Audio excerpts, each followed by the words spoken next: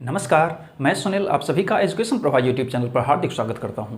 आज मैं फिर से मनोविज्ञान की कक्षा में उपस्थित हूं, जो कि एक महत्वपूर्ण टॉपिक को लेकर के जो हर एक परीक्षाओं के दृष्टिकोण से महत्वपूर्ण है, क्योंकि हर एक परीक्षा में ये पूछा ही जाता है। वातावरण और अनुवांशिकी या अनुवांशिकता ये पूछा ही जाता है पर्यावरण के दृष्टिकोण से। अब इसमें अगर देखेंगे तो चाहे वो सीटेट हो, सुपर टेट हो, यूपी टेट हो या अन्य टेट हो या शिक्षक भर्ती परीक्षा से संबंधित हो, नेट हो, जेआरएफ हो, हर एक परीक्षा के दृष्टिकोण से। अब हम सबसे पहले आज जो आनुवंशिकता एवं वातावरण का प्रभाव, जिसको कि हम effect of heredity and environment कहते हैं, इसको संपूर्णतया जानेंगे। सबसे पहले हम इसमें आपका आनुवंशिकता को देखेंगे, उसके बाद फिर पर्यावरण को देखेंगे और फिर उन दोनों के प्रभावों को फिर उसके बाद देखेंगे। तो हम एक एक करके सारे जिसमें जो भी इसमें इससे संबंधित क्वेश्चन आते हैं इसको समेटने का प्रयास करेंगे। तो आप वीडियो के अंत तक बने रहें। अब सबसे पहले अगर हम इस आनुवंशिकता की बात करते हैं तो कोई भी आनुवंशिकता किसे कहते हैं, सबसे पहले हम ये जानने की कोशिश करते हैं। तो हमारे किसी भी व्यक्ति की वो सारी विशेषताएं, वो सारे गुण, वो सारी चीज़ें जो एक पूर्वजों से या उसके माता पिता से स्थानांतरित होकर के उसमें आती हैं। अर्थात कहने का ये मतलब है कि हमारे गुण विशेषताओं का आधार कौन है? हमारे पूर्वज या हमारे माता पिता। क्योंकि कई बार होता है कि हमारे माता पिता के गुण आते हैं और कई बार क्या होते हैं कि हमारे पूर्वजों के गुण आते हैं। तो हम ऐसा कह सकते हैं कि आनुवंशिकता वह है जो किसी भी व्यक्ति की सारी विशेषताओं को क्या करता है, एक समेकित करता है या उसको निर्धारित करता है, निर्धारित करने का प्रयास करता है। अब किसी भी व्यक्तित्व में, किसी भी व्यक्ति के जो व्यक्तित्व होता है उसका संपूर्ण आधार मुख्य रूप से मान लीजिए कि वो कौन सा है, आनुवंशिकता पर पड़ता है। इसी प्रकार से अगर हम आनुवंशिकता की बात करेंगे तो आनुवंशिकता को जानने के लिए हमें थोड़ा सा डीपली जाना पड़ेगा। तो एक नर एक मादा के जब दोनों के मिलन होते हैं और वहाँ से जब डिंब निषेचित होता है, उसी डिंब को या अंडे को हम क्या कह देते हैं, युग्मज के नाम से जानते हैं। तो ये सब चीज़ें थोड़ी छोटी छोटी चीज़ें हैं, लेकिन ये आप याद रखिएगा कि नर और मादा के मिलन के कारण से निषेचित जो डिंब होते हैं या अंडे होते हैं, उसी डिंब या अंडे को क्या कहते हैं, युग्मज कहते हैं। अब जब युग्मज कहते हैं तो ये मान लीजिए कि ये युग्मज है या अंडा है। अब ये युग्मज या अंडा जो होता है इसमें कुल कितने होते हैं, 46 जोड़े गुणसूत्र होते हैं। ये 46 जोड़े इसमें गुणसूत्र होते हैं। अब ये जो 46 जोड़े गुणसूत्र होते हैं ये क्रमशः ये मेल मान लीजिए, ये फीमेल मान लीजिए, ठीक है। अब ये मेल और फीमेल इन दोनों में 23 जोड़े, कितने, 23 जोड़े। अब ये 23 जोड़ों का ये समूह होता है, 23 जोड़ों का समूह होता है। और आप देखेंगे कि ये यहां पर 46 जोड़े टोटल गुणसूत्र उस अंडे के अंदर या डिंब के अंदर आता है, निषेचित होता है। अब यहां पर हम ये देखने का प्रयास करेंगे कि ये जो मेल में होता है वो क्या होता है, एक्स एंड वाई होता है। फीमेल में क्या होता है, एक्स एंड एक्स होता है। हालांकि इसका जो आकार होता है वो इस प्रकार से होता है। किस प्रकार से होता है,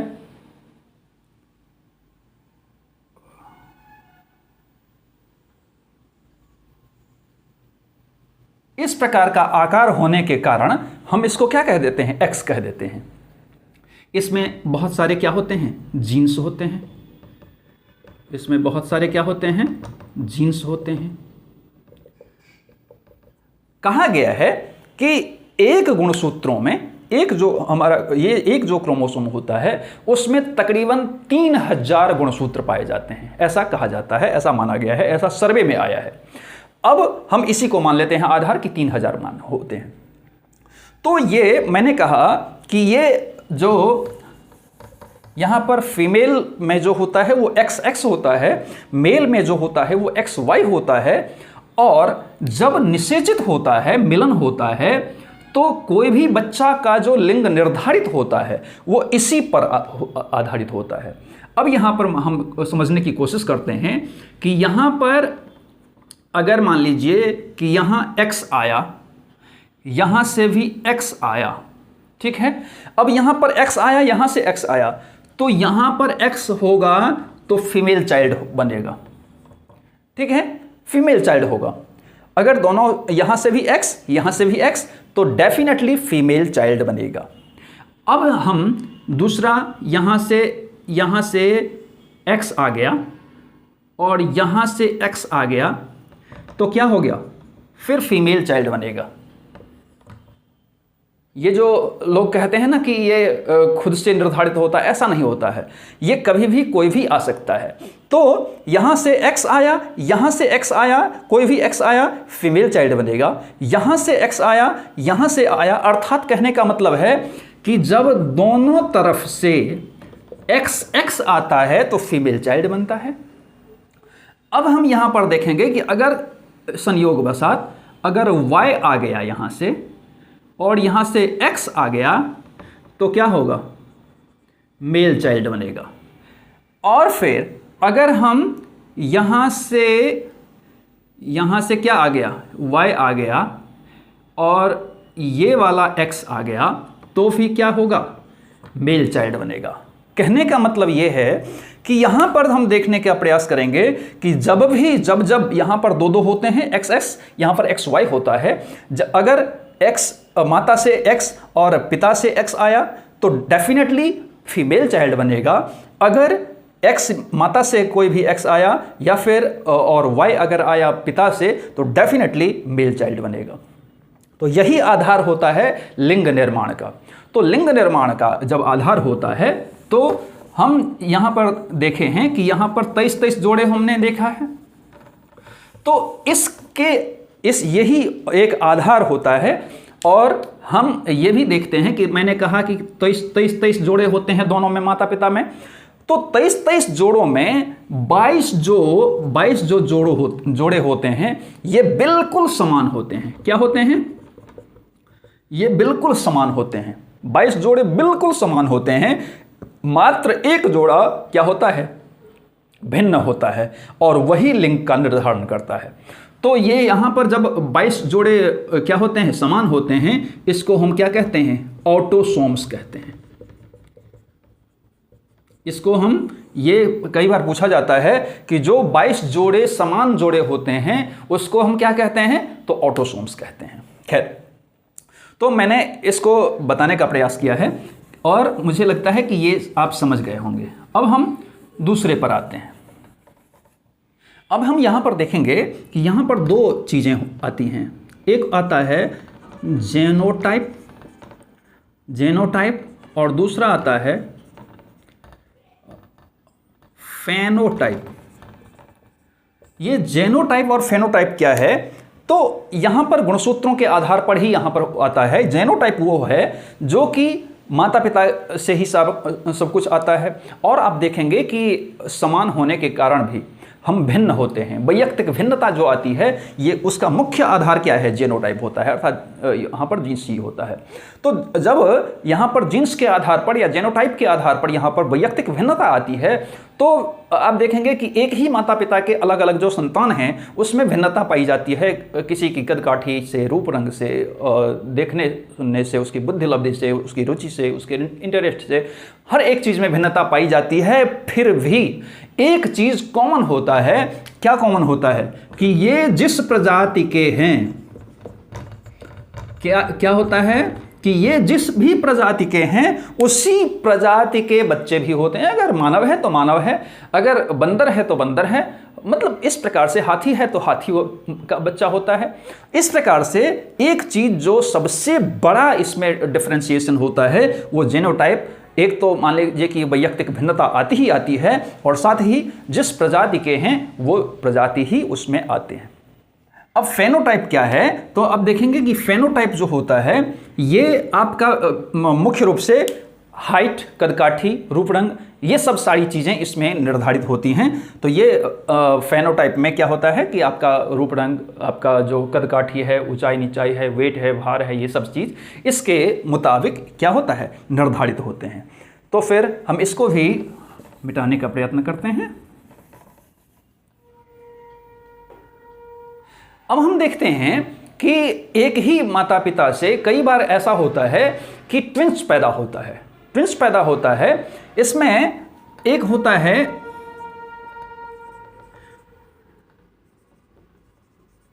आइडेंटिकल और दूसरा होता है फ्रेटर्नल।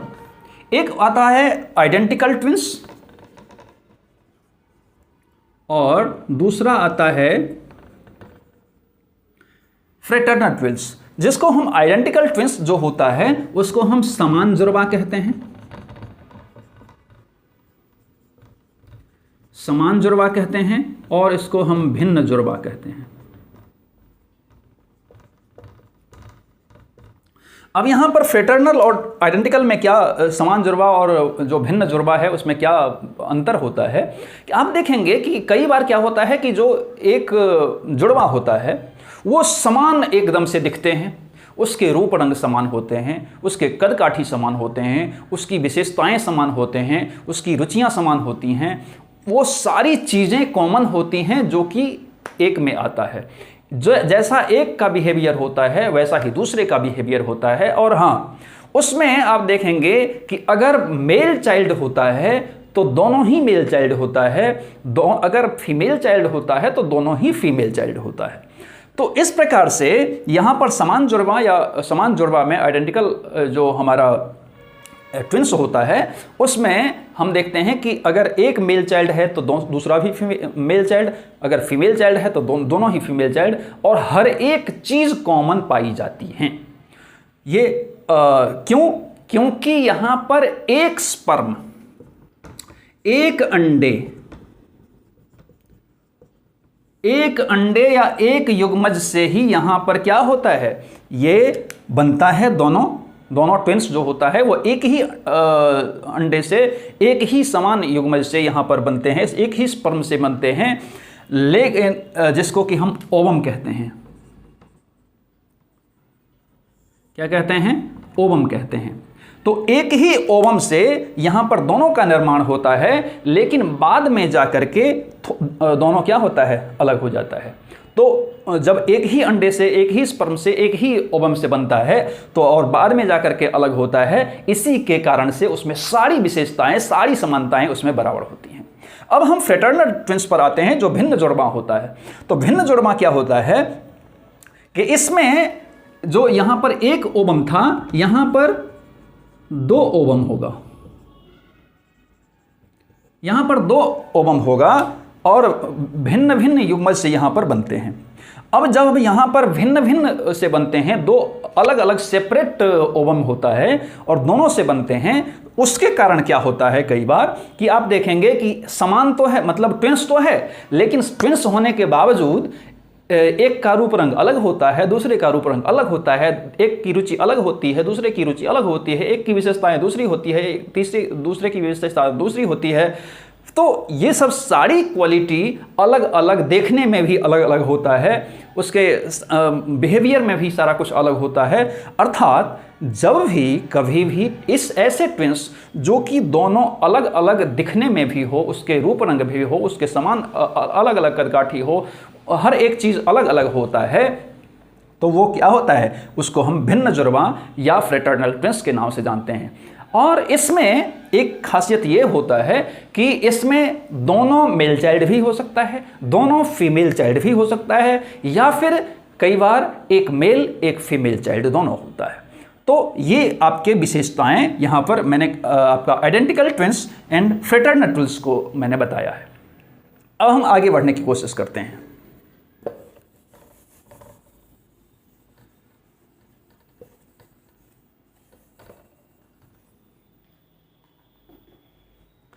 अब हमने इस प्रकार से आनुवंशिकता को तो देख लिया है, अब हम एनवायरनमेंट को देखना चाहते हैं। क्या है एनवायरनमेंट अर्थात पर्यावरण होता है। क्या होता है? पर्यावरण। तो पर्यावरण और वातावरण में थोड़ा सा अंतर होता है। पर्यावरण हमारे ओर, अर्थात पर्यावरण का अर्थ क्या होता है? परिधन आवरण, अर्थात परि का अर्थ होता है चारों ओर, अर्थात हमारे चारों ओर जो फैली सारी चीजें हैं उसमें क्लाइमेट आ जाता है, उसमें आपके क्या आ जाते हैं? सारी चीज़ें जो हमारे तरफ, जो हमारा समाज है, जो हमारा पड़ोसी है, जो हमारे हवा पानी है, जो हमारा खान पान है, हमारा समाज है, हमारा रहन सहन है, हमारी सारी चीज़ें जो हमारी आती हैं वो पर्यावरण के अंतर्गत आती हैं। और जो वातावरण होता है, वो वातावरण क्या होता है? पृथ्वी के चारों ओर जो गैस से आवृत है, अर्थात ढका हुआ है, वो क्या कहता है? तो आपका वातावरण कहलाता है। तो खैर, हम एनवायरनमेंट अर्थात पर्यावरण या वातावरण को हम देखने का प्रयास करते हैं। तो ये सब सारी चीज़ें, अर्थात हम ये कह सकते हैं कि हमारे जीन्स को छोड़ करके, हमारे जीन्स जो हमारे माता पिता से आए हैं उसको छोड़ करके बाकी जो बाहरी सारी चीज़ें हैं वो सारे क्या हैं? पर्यावरण के अंतर्गत आते हैं। तो अब हम ऐसा नहीं कह सकते हैं कि पर्यावरण का ज़्यादा असर पड़ता है कि आपका आनुवंशिकी अर्थात क्या कहते हैं उसको, कि हेरिडिटी का ज़्यादा असर पड़ता है। तो हम ऐसा कुछ नहीं कर सकते। क्यों? क्योंकि इसलिए कि वुडवर्थ ने, एक नाम है वुडवर्थ ने कहा है कि किसी भी बच्चों पर या मानव समाज पर आनुवांशिकता एवं वातावरण का समान असर पड़ता है। अर्थात जब समान असर पड़ता है, या ऐसा भी कहते हैं वो कि कोई भी बच्चा आनुवांशिकता एवं वातावरण का क्या है? प्रतिफल है।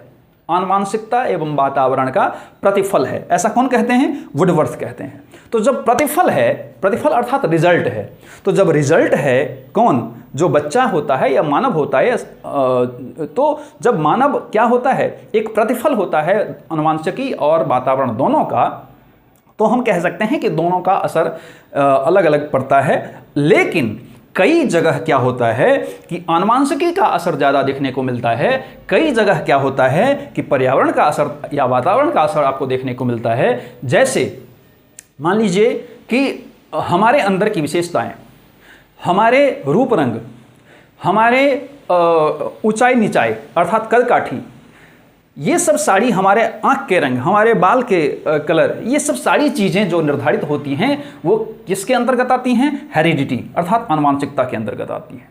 और जो बाकी हमारा रहन सहन, हमारा खान पान, हमारी सामाजिकता, हमारी संस्कृतियाँ, हमारे चारों ओर के लोग, हमारे हवा पानी, ये सब सारी चीज़ें, क्लाइमेट, ये सब सारी चीज़ें जो होती हैं वो किसके तहत आती हैं? तो पर्यावरण के तहत आती हैं। अर्थात दोनों का इक्वल क्या होता है? मिश्रण होता है। अब हम देखने का प्रयास करेंगे कि यहाँ पर जो ये हमने वातावरण को भी देख लिया, हमने आनुवंशिकता अर्थात हेरिडिटी को भी देख लिया, तो अब हम इसके प्रभावों को देखने की चेष्टा करेंगे। तो इसमें आपका क्या आएगा? शारीरिक लक्षण, बुद्धि,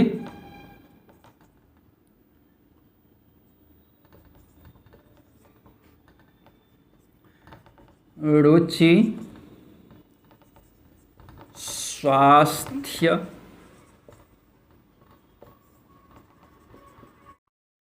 अधिगम, व्यक्तित्व, चिंतन। अब यहां पर हम देखने का प्रयास करते हैं कि इसके ऊपर क्या प्रभाव पड़ता है, क्योंकि यहाँ पर हमें क्या देखना है? उसके प्रभावों को देखना है। तो प्रभावों को देखना है तो अगर शारीरिक विशेषताओं की, शारीरिक लक्षण की बात करेंगे तो यहाँ पर अगर हम सबसे पहले आनुवंशिकता को लेते हैं तो हेरिडिटी का क्या प्रभाव पड़ता है? आप देखेंगे कि शारीरिक जो गठजोड़ होता है उसका सारा चीज़, सारी विशेषताएं कहाँ से आती हैं? हमारे आनुवंशिकता से आती हैं, क्योंकि इसको, आनुवंशिकता को, हेरिडिटी को फिक्स्ड माना गया है। क्या माना गया है? फिक्स्ड माना गया है, अर्थात स्थिर माना गया है। ये हेरिडिटी जो होता है वो स्थिर होता है, ये इसमें बदलाव, चेंजेस नहीं होते रहते हैं। तो ये जो जब यहाँ पर ये स्थिर होते हैं तो हमारी शारीरिक बनावट, हमारी ऊंचाई नीचाई, हमारे आँखों के कलर, हमारे जो बाल होते हैं, हमारे रूप रंग होते हैं, अब सारी चीज़ें किस पर निर्धारित करते हैं? तो हमारा आनुवांशिकता जो होता है, हमारी हेरिडिटी जो होती है, उस पर निर्धारित होता है। फिर हम बुद्धि पर आते हैं, इंटेलिजेंस। अगर मान लीजिए कि ये साक्षात देखने को मिलता है कि अगर उनके माता पिता अगर बहुत ज़्यादा इंटेलिजेंट हैं तो डेफिनेटली उसका प्रभाव उसके बच्चों पर पड़ता ही पड़ता है। और अगर क्योंकि जीन्स आता है ना, गुण आता है ना वहाँ से, तो जब गुण आता है तो अगर माता पिता बहुत ज़्यादा इंटेलिजेंट हैं तो डेफिनेटली उसका जो बच्चा होगा वो भी इंटेलिजेंट होगा। और अगर माता पिता काफ़ी मंद बुद्धि वाले हैं तो डेफिनेटली उसका प्रभाव यहाँ पर देखने को मिलता है। किसका? हेरिडिटी का। फिर रुचि हम देखते हैं कि अगर आनुवांशिकता की बात करें तो जैसे हमारी माता पिता या हम अपने पूरे मतलब हमारे माता पिता के जो रुचियां होती हैं उससे हमारी रुचियां क्या होती हैं? मिलती जुलती रहती हैं। इंटरेस्ट उसी क्षेत्र में होगा क्योंकि वो सब सारी चीज़ें हम देखते आए हैं, तो वो उनका जो इंटरेस्ट होगा वो उनके बच्चों पर देखने को मिलता ही मिलता है। फिर स्वास्थ्य देखने को मिलता है कि अगर माता पिता अगर स्वस्थ हैं, संपूर्ण रूप से स्वस्थ हैं, तो डेफिनेटली उसके जो बच्चे होंगे डेफिनेटली वो स्वस्थ होगा। तो ये आपको देखने को मिलता है कि स्वास्थ्य का गठन जो होता है वो माता पिता अगर स्वस्थ हैं, ज़्यादा स्वस्थ रहते हैं तो बच्चा भी स्वस्थ रहता है। अगर माता पिता ज़्यादा बीमार रहते हैं तो डेफिनेटली बच्चा पर भी उसका असर पड़ता ही पड़ता है। अब अधिगम निश्चित रूप से अगर मान लीजिए कि माता पिता अगर बहुत ज़्यादा ब्रिलियंट हैं, तेज़ हैं या उनका अधिगम क्षमता बहुत ज़्यादा है तो डेफिनेटली ये असर आपको किस पर देखने को मिलता है? आपके आनुवांशिकता पर देखने को मिलता है, आपके अधिगम पर देखने को मिलता है। फिर इसके अलावा हम व्यक्तित्व पर आते हैं। ऐसा देखा गया है कि व्यक्तित्व जिस प्रकार का हमारे माता पिता का होता है या हमारे पूर्वजों का होता है उस प्रकार का ही जो व्यक्तित्व होता है वो बच्चों में देखने को मिलता है। क्योंकि व्यक्तित्व आपके कितने प्रकार के? मुख्य रूप से 3 प्रकार के होते हैं। आपके क्या होते हैं? एक अंतर्मुखी होता है, एक बाह्यमुखी होता है, एक उभयमुखी होता है। तो अगर मान लीजिए कि अगर कोई भी माता पिता अपने बच्चों को एकदम से डरा धमका करके उसको बोलने की इजाज़त नहीं देते हैं तो वो अंतर्मुखी हो जाता है। और फिर अगर मान लीजिए कि इसमें व्यक्तित्व में तो अगर उनके माता पिता का व्यक्तित्व क्या है कि अंतर्मुखी है तो बच्चे का भी प्रायः देखने को मिलता है कि अंतर्मुखी होता है। अगर बहिर्मुखी है तो बच्चों में भी ये ट्रांसफर देखने को मिलता है। फिर चिंतन जिस प्रकार का चिंतन स्तर, अर्थात अगर बहुत उच्च चिंतन स्तर उनके माता पिता का है तो डेफिनेटली उनके जो बच्चे होंगे उसमें भी चिंतन का स्तर देखने को उच्च मिलेगा। अगर बहुत नीचा है तो बच्चों में भी ये देखने को मिलता है। अब हम इसका एनवायरनमेंट अर्थात पर्यावरण का प्रभाव हम इस सारी चीज़ों पर देखने का प्रयास करेंगे कि शारीरिक लक्षण। अब शारीरिक लक्षण मान लीजिए कि जो भी बनावट है वो है, लेकिन अगर मान लीजिए कि अगर दिल्ली का कोई बच्चा है, अब दिल्ली का कोई बच्चा है तो या हिमाचल का कोई बच्चा है, जम्मू कश्मीर का कोई बच्चा है तो वो एकदम से गोरा चिट्ठा प्रायः देखने को मिलता है।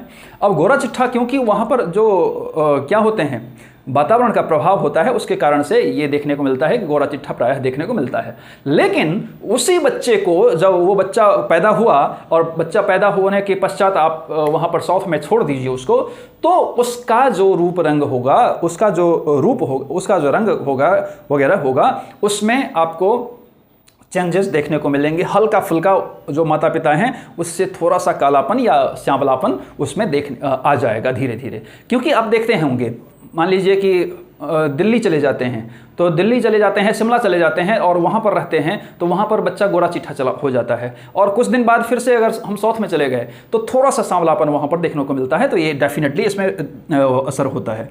अब बुद्धि ठीक है, वो स्थिर है, आनुवांशिकता से जो मिला है वो स्थिर है, लेकिन उसमें भी परिवर्तन होता रहता है कि अगर आपका माहौल अगर कैसा मिलता है, अगर आपके संगत कैसी मिलती है, ये सब सारी चीज़ें अगर मान लीजिए कि शिक्षक उनके कैसे मिलते हैं, उनके परिवार कैसे मिलते हैं, उनके वातावरण कैसे मिलते हैं, ये सब सारी चीज़ें अगर अच्छा मिलता है तो उसकी बुद्धि लब्धि भी उच्च हो जाती है। और कई बार जो उच्च बुद्धि लब्धि वाले हैं, और अगर वातावरण अगर अच्छा नहीं मिला तो उसके जो बौद्धिक स्तर हो जाते हैं वो काफ़ी नीचे आ जाते हैं। अब रुचि भी आप देखेंगे कि ये हेरिडिटी से मिलता है, लेकिन सबसे ज़्यादा असर अगर पड़ता है तो किसका पड़ता है, तो इन्वायरमेंट का पड़ता है। क्योंकि अगर हमारी रुचियाँ जैसे हमारे माता पिता की है उस प्रकार की है, लेकिन अगर हमारा इन्वायरमेंट बदल जाता है, हमारा पर्यावरण बदल जाता है, हमारा वातावरण बदल जाता है, तो डेफिनेटली उसका असर आपको देखने को मिलता है। आप देखेंगे कि आज जो ट्रेंड होता है उस प्रकार से हमारी रुचियाँ क्या होती हैं, बदलती रहती हैं। अगर पूर्व की रुचियाँ देखेंगे तो लोग एक धोती कुर्ता वगैरह में शिफ्ट हो जाते थे, या वही उनका पहनावा था, लेकिन फिर उसके बाद लुंगी वगैरह आया, फिर ये सब पैजामे आए। लेकिन आज के समय में आप देखेंगे तो जींस की तरफ ज़्यादा, या फिर जो अर्थात ट्रेंड के हिसाब से ये रुचियाँ हमारी भी क्या होती हैं, बदलती रहती हैं। फिर स्वास्थ्य, आप देखेंगे कि जो माता पिता या हमारे जीन्स से आए हुए गुण हैं वो तो ठीक है कि हमारा स्वास्थ्य उस प्रकार का रहेगा, लेकिन अगर आप मान लीजिए कि बच्चे अगर पूर्ण रूप से स्वस्थ हैं, लेकिन उसको ऐसे वातावरण में आप दे देते हैं जहाँ पर कि एकदम से मैले कुचैले गंदे लोग रहते हैं, एकदम से गंदे फैलाए हुए रहते हैं, या फिर एकदम से वातावरण बहुत ख़राब रहता है, या एकदम से वहाँ पर मच्छर ये सब चीज़ों का प्रकोप रहता है, तो डेफिनेटली स्वस्थ आदमी भी क्या हो जाता है, बीमार हो जाता है। तो इसका भी असर होता है। अधिगम पर तो निश्चित रूप से इसका बहुत असर पड़ता है, क्योंकि अधिगम जिस प्रकार का आप वातावरण अगर देते हैं तो डेफिनेटली उसका वातावरण का असर आपको कहाँ पर देखने को मिलता है, बच्चों के अधिगम पर आपको देखने को मिलता है। क्योंकि जैसा वातावरण, जैसा कल्चर आप प्रोवाइड करेंगे बच्चों को, उस प्रकार से उसकी अधिगम गति कभी बढ़ती है कभी घटती है। अर्थात अच्छा अगर वातावरण आपने दिया है बच्चों को तो डेफिनेटली उसका अधिगम स्तर बढ़ जाएगा, अगर नहीं दिया है तो घट जाएगा। फिर व्यक्तित्व में भी जो हमारे माता पिता से आए हुए हैं वो तो ठीक है, लेकिन कई बार क्या होता है कि हमारा वातावरण अगर चेंजेस होता है तो हमारे व्यक्तित्व में भी क्या होता है, निखार आता है। अर्थात अच्छा अगर माहौल मिला तो हमारे व्यक्तित्व में निखार आ जाता है। अगर हमें क्या होता है कि अगर हमारा वातावरण अच्छा नहीं मिला है तो हमारे व्यक्तित्व में क्या होता है, गिरावट आ जाती है। अब चिंतन स्तर में आप देखेंगे कि अगर मान लीजिए कि जो हमारा हेरिडिटी से आया है वो ठीक है, लेकिन चिंतन का स्तर सबसे ज़्यादा प्रोवाइड कहाँ से होता है, आपका वातावरण से होता है। क्योंकि अगर हमारा अधिगम लेवल अगर बढ़ाना है तो हमारे अगर शिक्षक हैं या माता पिता हैं या हमारे जो भी गुरु हैं, वो उनको अगर चिंतन वाले संबंधित क्वेश्चन या ऐसा कुछ अगर देते हैं जिससे कि चिंतन का स्तर बहुत ज़्यादा आगे बढ़े, तो डेफिनेटली हमारा चिंतन का स्तर उसमें वृद्धि या घटती है। अर्थात अगर अच्छा मिलता है तो वृद्धि होती है, अगर नहीं मिलता है तो घट जाती है। अर्थात हम अगर देखेंगे तो इस आनुवांशिकता या पर्यावरण का प्रभाव इन सारी चीज़ों पर, अर्थात एक मानव प्रजाति के ऊपर हर एक तरह से पड़ता ही पड़ता है। तो किस में ज़्यादा पड़ता है, किस में कम पड़ता है, तो ये कहना मुश्किल हो जाता है। कई जगह आप देखते हैं कि आनुवंशिकता का प्रभाव ज़्यादा पड़ता है, कई बार पर्यावरण का प्रभाव ज़्यादा पड़ता है, तो ये इक्वल होता है। तो इस प्रकार से हम आज मुझे लगता है कि ये संपूर्ण इसकी जानकारी आपको मिली होगी। इसी प्रकार से पढ़ने के लिए आप एजुकेशन प्रभा यूट्यूब चैनल को सब्सक्राइब कीजिए, लाइक कीजिए, शेयर कीजिए, साथ ही बेल आइकन को जरूर प्रेस कीजिए ताकि आपको आने वाली सभी वीडियो मिलती रहे। धन्यवाद।